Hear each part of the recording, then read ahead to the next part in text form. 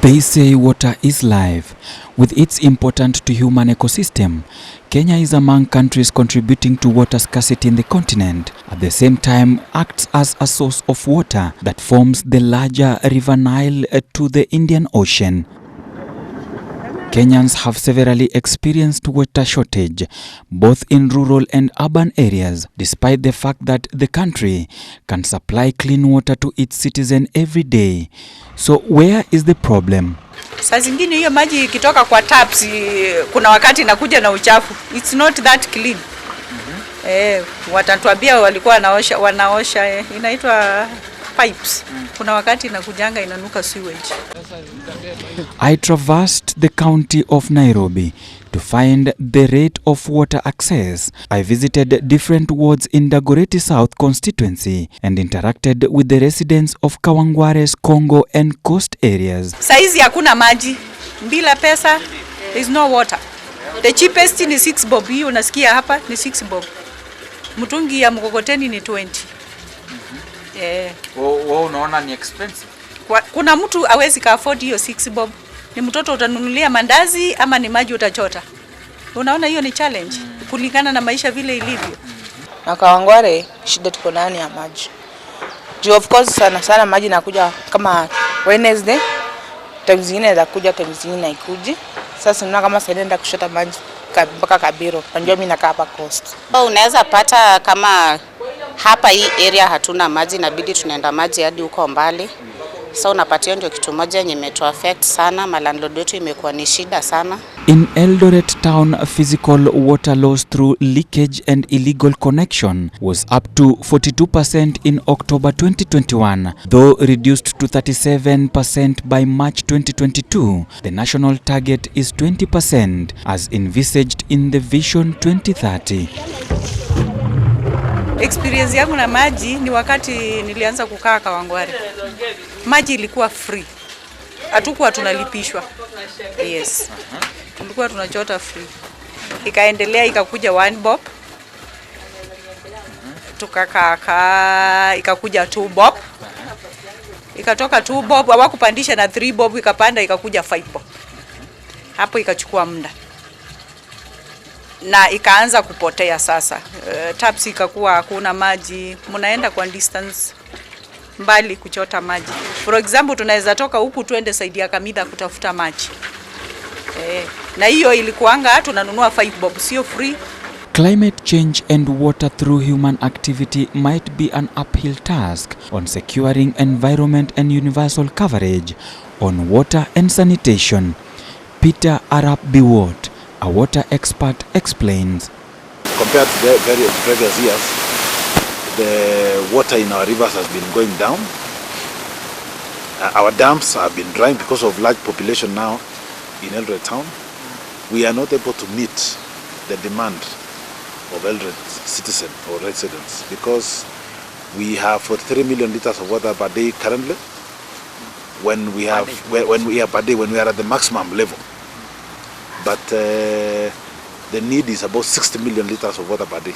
The need to protect catchment areas for continued sustainability of water sources is another problem facing Kenya and its citizens. The community adjacent to the forest depend on it almost 100%, and that is why instances of illegal logging, illegal charcoal burning, river encroachment, uncontrolled sand harvesting, and grazing activities are on the rise. The issue of non-revenue water is not an issue common among the low-level consumers. In fact, if you follow, in our experience, the lower-level consumers are not really involved a lot. But it is the high-level consumers, the mid-level and the high-level consumers who are involved. Because I think they look at water as a cost to some, there are not many, but a few of them here and there. They look at it as a cost, so what they do is try to avoid so that they are safe. Though it's evident that climate change is a real phenomenon in Kenya and its effects have affected human existence, unrealizable rainfall patterns, high heat levels, prolonged drought and water deficiency has become a reality. Na maji nayo ile tunachukuaga inakuaga ile ya hii ninio ya mkokoteni. Sababu hiyo ndio inatufikia rahisi, hata saa zingine waga wanatubishia. Unasikia maji na ukitaka hii akanjo mpaka uifuate, na hapa hakuna karibu, mpaka tuzunguke tuitafute. So natumia ya kanjo ni pesa ngapi? Ya kanjo sofa ni 10 bob. Saa zingine hiyo maji ikitoka kwa taps kuna wakati inakuja na uchafu. It's not that clean. Watatuambia walikuwa wanaosha inaitwa pipes. Kuna wakati inakujanga inanuka sewage. Mnakunywa maji inanuka sewage. Kuna wakati not always. Yes, lakini kuna wakati inakujanga ikiwa chafu. Na mnaambiwa wangu nini? Ati imeshikana na kuna wakati wanatuonya mkichota hiyo maji msikunywe, imeshikana na mabomba aidha ya choo ama ya sewage, kitu kama hiyo. Consequently, this has affected Kenya's economic activities such as agriculture, which is the mainstay of Western Kenya, which has seen low yields during harvests. We have been seeing a lot of reduction in rainfall patterns, and when we don't have enough rainfall patterns or rainfall itself, when rainfall pattern changes or when we don't have enough rainfall in our catchment area, even the quality and quantity of water is affected. The water becomes concentrated. We've seen a lot of construction activities since devolution came in terms of development of roads, development of housing, and this kind of projects in the rural areas. It also affects the quality of water because it means in certain areas you have to clear paths for roads.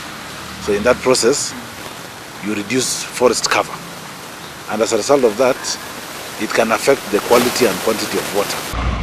Nairobi has experienced high number of water tankers and exhauster businesses, a sector that has for long caused disease outbreaks in Nairobi and its environs, with Nairobians forced to dig deeper in their pockets to access water.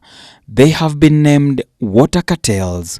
We initiated climate action activities to be able to reverse the trend, because we are seeing that if this trend is not reversed in Eldoret, in North Rift, or in the whole of Kenya, our urban areas will be affected in terms of growth, because when there is not enough water in our urban areas, when the sanitation services are not good, then human existence in our urban areas might be affected, and people might opt to not live in urban areas. So we need to reverse the trend across Kenya.